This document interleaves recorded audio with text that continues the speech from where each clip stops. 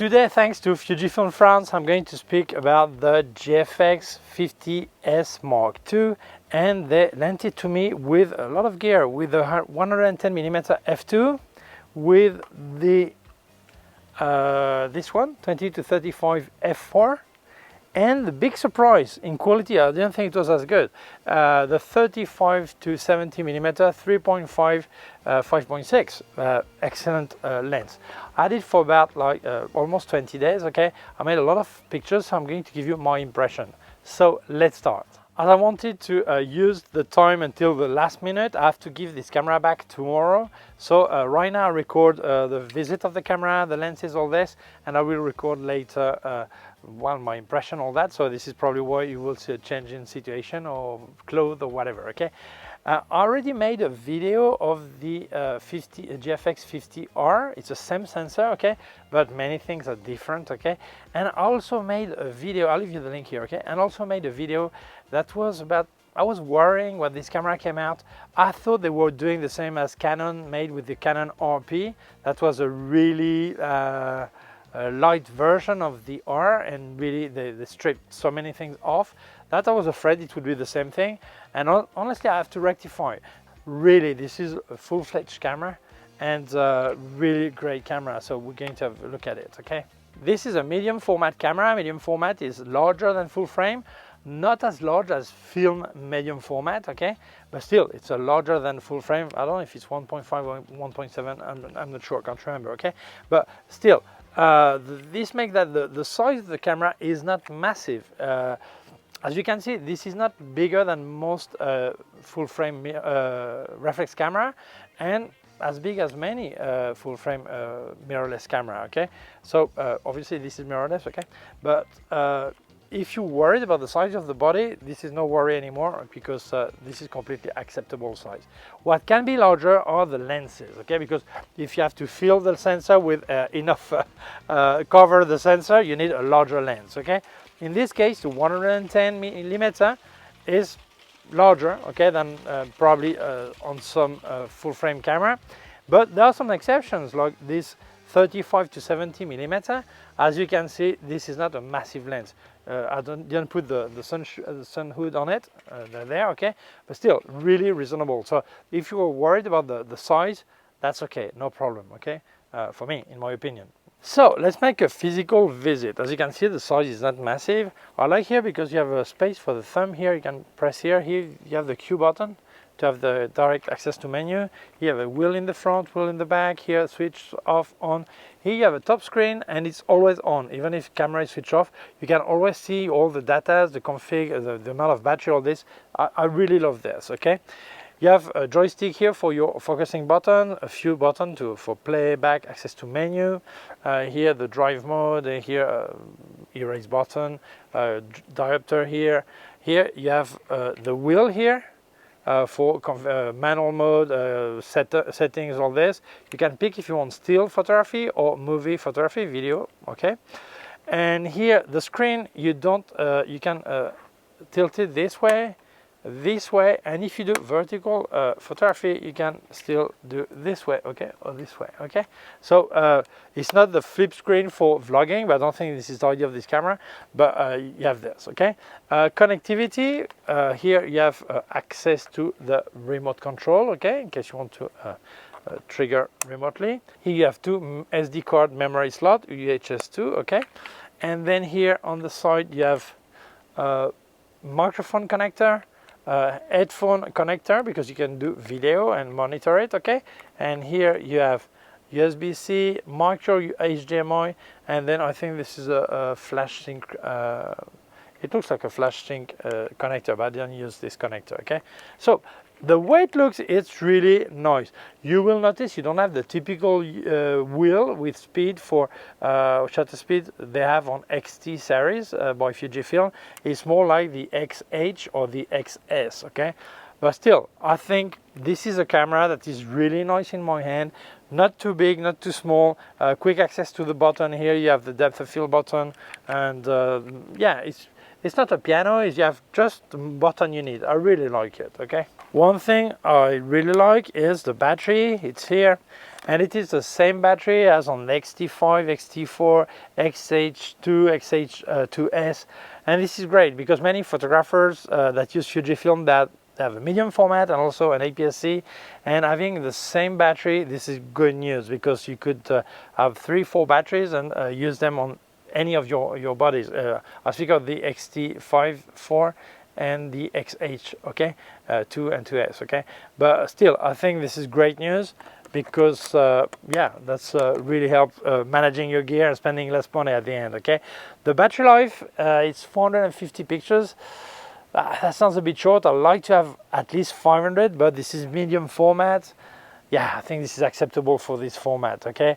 I wish it was 1000, like everyone wishes, okay? But still, I think that's good. But the fact that it's the same battery as the other APS-C top of the range I have, I think this is good news. Although it's not too big, still it's fully metal. There's a lot of things in there, and the weight is 900 grams. Is it a lot? Well, depends what you compare to, okay? If you compare to a full-fledged reflex camera, this is really light. If you compare to a compact camera, this is really heavy, okay? So I think this is fine, okay, for this kind of camera. The size is 15 centimeter long, okay, and 10 centimeters high. It gives you an idea, okay? But still, I think the size for medium format is really impressive, really good and well in hand, okay? Actually, there is not much image quality difference with the 50R. Yeah, they improve some few things because it's a different processor, but the sensor is exactly the same. This is the same you had on the first 50, on the 50R, on the Pentax 645Z, I think it's called, the Hasselblad 1XD, and the Hasselblad 1XD Mark II. No, X1D, sorry, X1D and X1D Mark II. This is the same sensor, okay? Until the 100 million pixel sensor appeared on the Hasselblad and on the Fujifilm. It's the same, they're all made by Sony, okay? And until then, this was the best sensor according to DxO, the company that analyzes cameras, all this. And now it's second after this new 100 megapixel, okay? After several years, it's still ahead of many new full-frame cameras that came up with a lot more pixels, more than 50 some, and other close to 50, okay? But it's still second on board, so really a fantastic sensor, okay? Big difference with the 50R, here you have an IBIS and 6.5 stops. I think this is great. This is a really big jump in quality because medium format is really sensitive to movement. Same as a full frame is more sensitive than APS-C, and APS-C more than Micro Four Thirds, okay?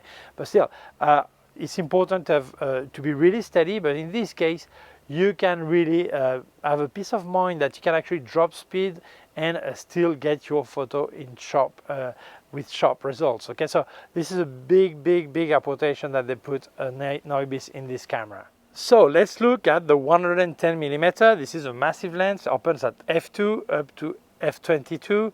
It's 12 centimeters long, 94mm diameter. The filter thread is 77mm, and the weight is 1 kilo 10, okay, 1010 grams. So if you add it to the body of the camera, this is 900 grams. Together we speak about almost 2 kilos. This is not for everybody, you know, it's some weight, okay, but the quality is there, okay. This is the portrait lens, and the quality is really stunning for portrait, okay. I really love that, okay. So I'm showing you some pictures I made with it, but I'll make separate video to show you a making of shooting I made with Chloe, and I use exclusively this lens to have a look at it and see how it worked, okay. But honestly, this lens is heavy, this lens is precise. This lens is not easy to use, but when you nail the focusing, when you really get to know the lens, this is really a great tool, all of it. The equivalent focal length is 87mm in full frame, okay? And so this is really a portrait lens. It opens at f2, and honestly, f2 is such a shallow depth of field when you are at minimum focusing distance, which is 90 centimeters. This is really, yeah, it's so short that most of the time I was working at 2.8 of f4 because unless the person is, if you do a portrait, on the same focal plane for both eyes, same plane, Otherwise, one will be sharp and the other one will not. Okay, so honestly, I was working most of the time 2.8 f4. Okay, well, on full frame and APS-C, when you're that close and really luminous lenses, it happens the same thing. Okay, but this is on f2, and you would have the same problem on full frame with 1.4. Okay, actually, we should stop speaking about luminous lenses. We should speak about depth of field. Luminous was a great term when you could not change the film in your camera until you finished it. So if you were locked on the ASA or ISO you had, but nowadays you can bump up the ISO. So really, we should speak about depth of field more than luminous, actually. Okay, but still, fantastic lens for portrait. Now let's look at the 20 to 35 millimeter. That would be equivalent of 16 to 28 millimeters in full frame. It opens from f4 to f22. I know some people will say f4, that's not much, that's not luminous. But as I said before, with 110, when you're on medium format, you have to play with the depth of field. And this is the typical lens for indoor or landscape. And normally you're not going to be on full aperture, so why should you spend more money on something more luminous and then after use it at f4 or 5.6? It would be nonsense. Okay, so really for me, no problem. What I really like is the size, the filter size, 82 millimeter. In that size, you can still find some affordable filter holder or thread filters. So really great. And I think the quality is good. I actually reviewed, when I reviewed the GFX50R, I tested the 23 millimeter, and it was really a great lens, but I'm not able to tell you if this one is the same quality, better, close to it. I think it's really similar, but maybe 23 was a bit better, but without making tests, both of them together, I cannot say, okay? But still, I was really happy using this lens for the landscape I've made, okay?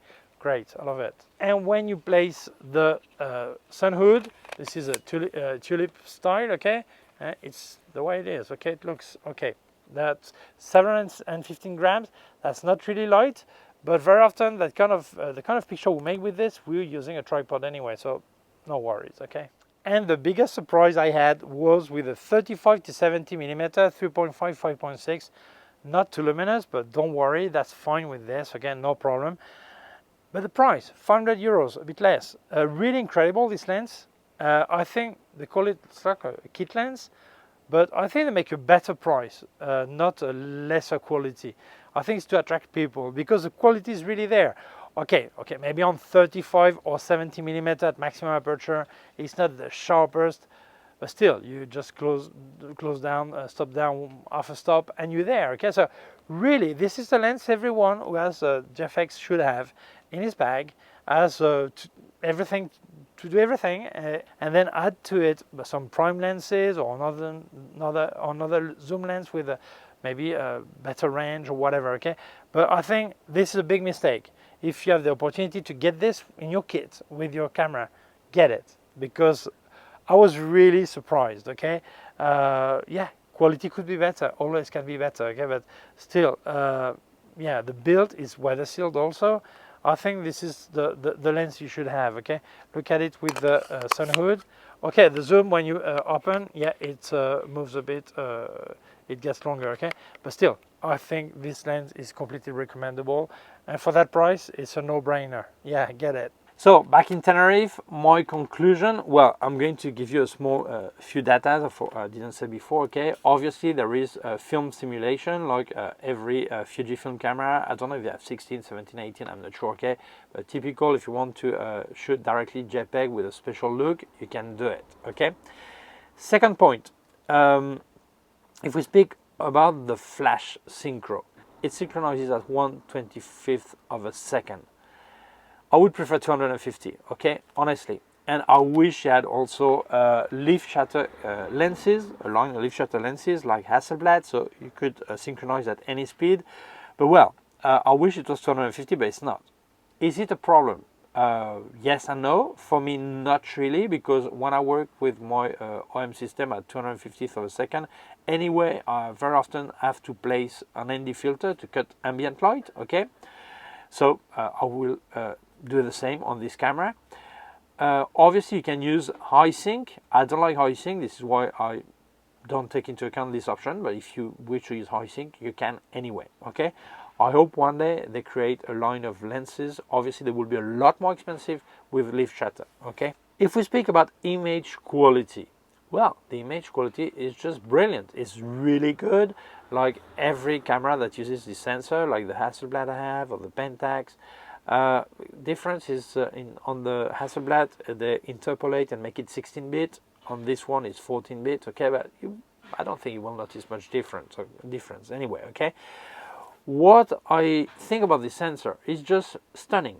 If you want to recover shadows, you will do it with no noise or really little noise because the dynamic range is really great. Very often people make a massive mistake when they say, wow, this camera is 13 stops dynamic range and this one is 15. They think you have one stop on each end, okay? It's not the way it works. They're all in the shadow, okay? So having a higher dynamic range is really good for the shadow to recover without much noise, okay? And in this case, this is just stunning, the way you can recover the shadows, okay? It has the typical Fujifilm colors, the same as on my Hasselblad. I've got the Hasselblad colors. Is it a problem? Well, if you work in RAW file, anyway, you can fix it the way you please. Okay, so no problem. It's just a matter of taste more than anything else. It's not a non-buyer for some people maybe, but not for me. Okay, so the image quality is just brilliant. Now let's look at a small problem, or not a problem. It depends on you. If you buy this camera thinking of doing a sport reportage or action photography, the autofocus will not be okay for that. Okay, it's too slow, it's not precise enough, it will not work well. Okay, but if you do portrait, still photography, product photography, landscape, that's no problem. Honestly, you need to know the camera to configure properly the autofocus. When I made the picture of my daughter, I didn't set up properly the autofocus, and very often the nose would be in focus and the eye would not. Obviously on 110mm f2 the depth of field is so shallow that I will miss out. Didn't notice on the screen and just noticed after on my computer. Okay, but then when I make the video, the pictures of Chloe, you'll see a separate video. You'll see, I don't know if you will see it, but I will publish a separate video. Then I didn't have the problem. I properly configured the eye detection and it worked fine, except that in low light it was hard to detect the eye. Okay, so it was low light. I was in a garage. Okay, quite dark. Okay, but when it detected, it was spot on, so no problem. So I think that people who actually do portrait, product, landscape, and they go and buy a high-end full-frame camera and they have a really high-speed autofocus when they don't actually need it, well, they should try this camera. This one or the 100 pixel, they have two 100 megapixel, okay? But let's speak about this one, okay? They should try it because honestly, I think the image quality is far superior, really better.